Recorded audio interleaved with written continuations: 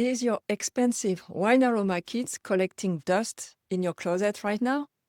Like you, many of my advanced wine students have purchased one of those kits to train their nose, but the truth is they never opened the box.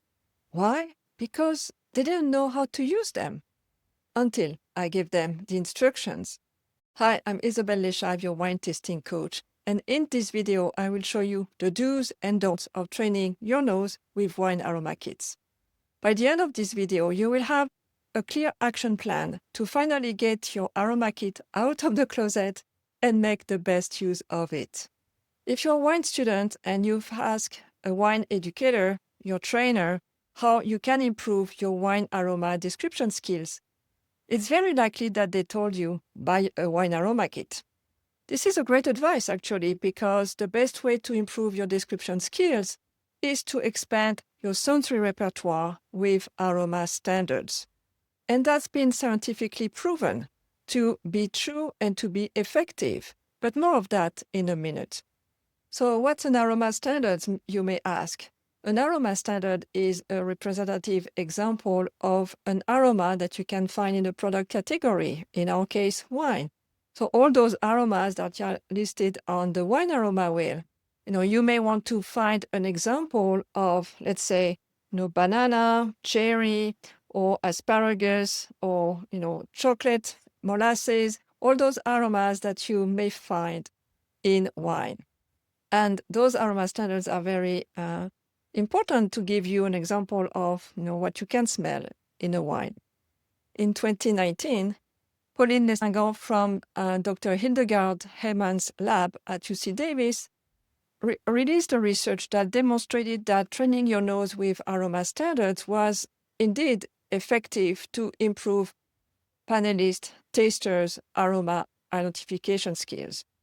They compared three groups of tasters: wine experienced tasters, so mostly professionals; naive tasters, people who were consuming wine but not really trained in wine tasting and wine descriptions; and trained sensory panelists, people who have been trained to describe their perceptions on wine and other products. And the goal was really to determine the effect of training people with aroma standards on their ability to describe wine precisely.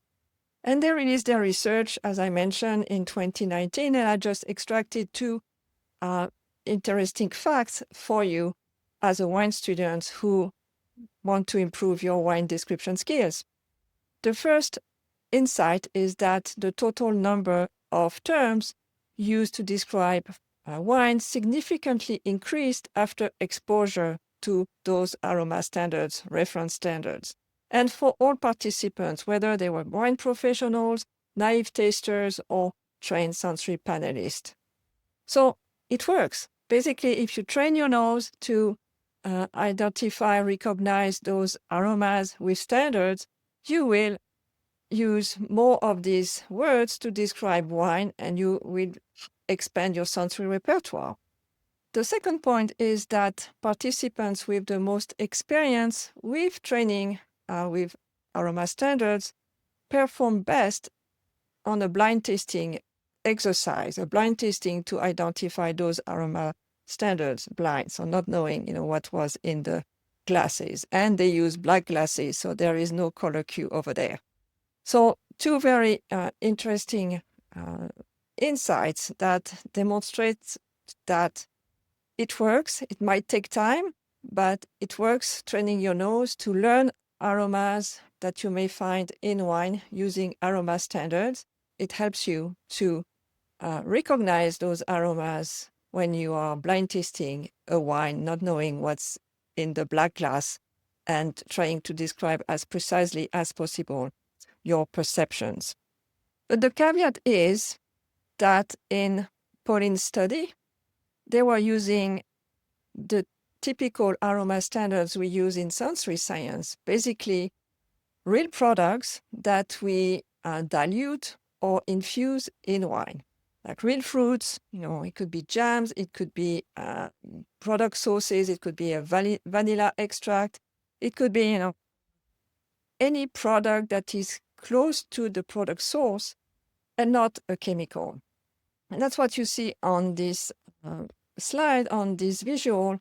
These are examples of aroma standards that my students have prepared during a particular program, the Wine Tasting Confidence Accelerator, and you will find more information in the description below. They are preparing those product standards to train their nose for a few days to identify them later in wine. So these are what I call homemade standards, using real products at a concentration that is close to what you will find in wine.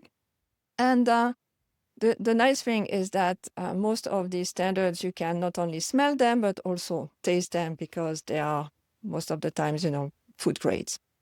And that's what makes working with commercial wine aroma kits quite challenging, because those aroma kits, and you will find them, in small bottles like that, are concentrated extracts, usually presented, in a solvent. So the solvent is a great medium to ensure that at a high concentration, the aroma won't degrade.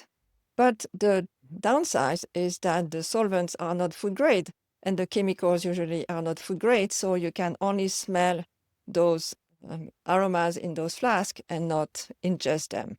They tend to be very intense.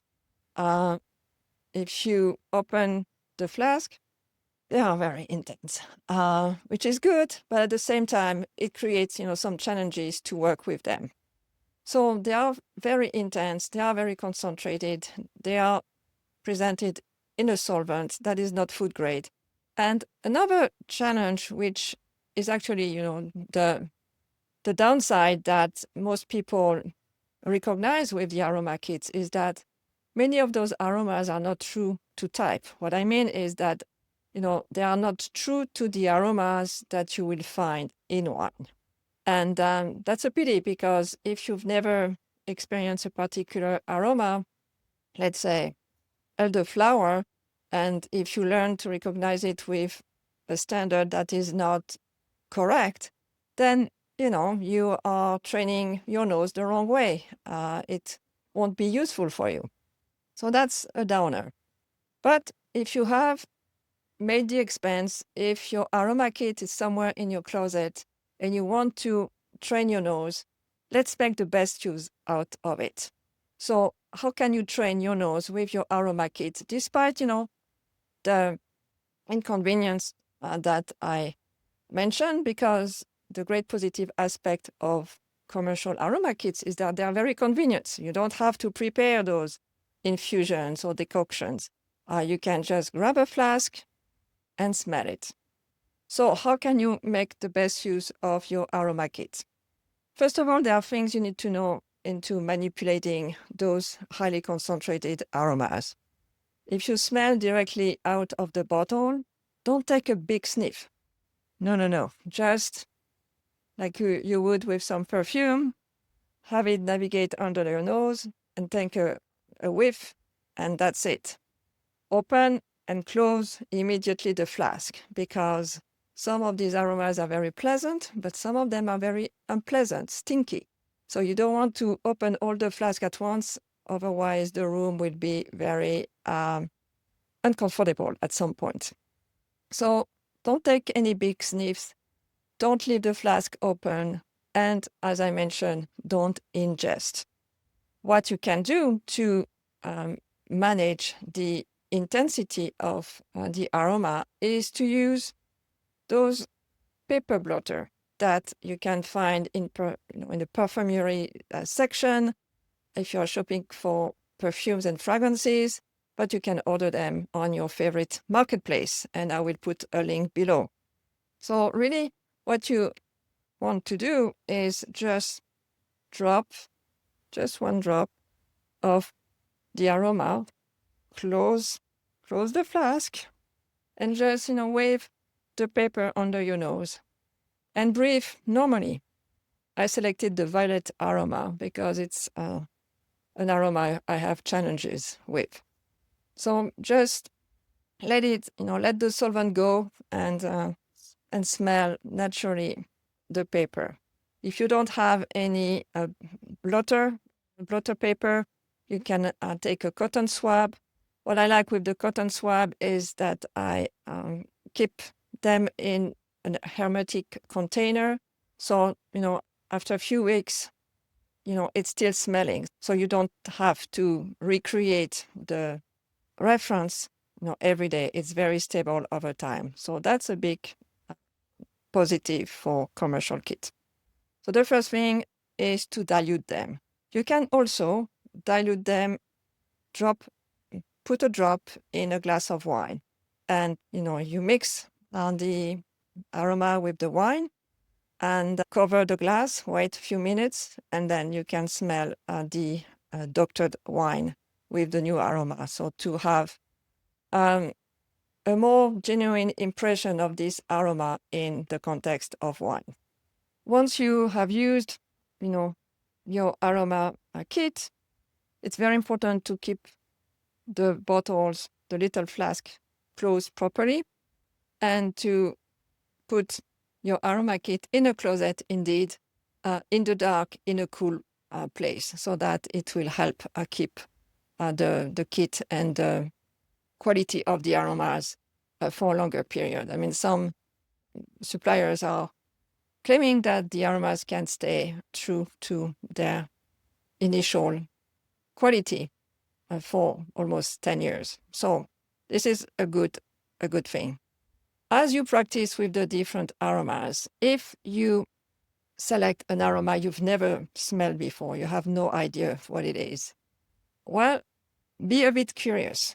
You can practice with the flask, but try to find the real product. Whether it's a fruit, whether it's an extract, try to find the real product to really train your nose to understand what the actual product is, so that you can validate whether the flask, whether the aromas in the flask are a good representation or not.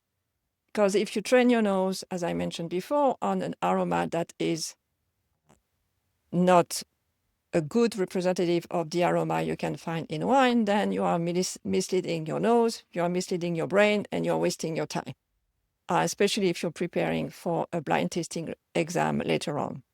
So be sensory curious, train your nose, critical thinking. If you don't know a aroma, try to find the product source to validate that the aroma in the flask is the correct one. So training your nose, training yourself to identify wine aromas with aroma kits, can be very beneficial if it's done right. First, if you do it, and then if you do it right. But the key thing to training your nose to become more precise and reliable when you describe wine aromas is not to smell at random what's in your kit, is to have a plan. Like a good study plan, you need a good sensory training plan.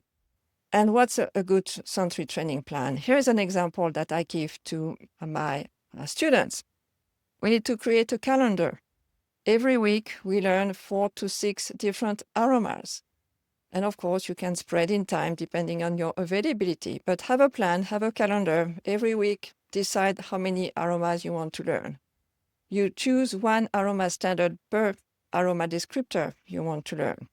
And you learn up to 3 aromas per day using those standards and using a rotating plan. So if you have 6 aromas and you choose 3 aromas every day, make sure that you train your nose with the 6 aromas, over a few days. And test your progress at the end of the week. That's what we do. We have a learn and test framework, and the students are training their nose initially for several days, and then they test their ability to identify those aroma standards the last day. And as in the research I mentioned before, when you train your nose with aroma standards, improving your identification skills in a blind test is the best way to measure your progress. And rinse and repeat. So it's never really ending, but the more you practice, the better you become. But quickly, you will find that training your nose only with commercial aroma kits can be very limiting. Again, if some of those aromas are not true to type, if you find them too chemical, too artificial, you might want to look at alternatives. You can use commercial kit with the sensory approach that I mentioned earlier. And this is the approach that I champion because I've seen it work every time. As a sensory scientist, I've trained more than 300 professional tasters and close to 130 advanced students, and that's what we are using. We are using aroma standards, wine infusions, using a structured sensory training plan to really improve our aroma identification skills over the time of the program. And if you need help, designing your sensory training plan with your commercial kit, with another approach, I'm really happy to speak with you and help you get started. You can scan the QR code here and jump on a 15-minute call. It's a free consultation call where we can discuss your needs, where you want to go, and I can guide you through resources to get you started. All right, so I hope I was able to share with you a few practices to help you train with the kits and get it out of the closet. I hope you found this video useful. Like it, share it, and I will see you next time.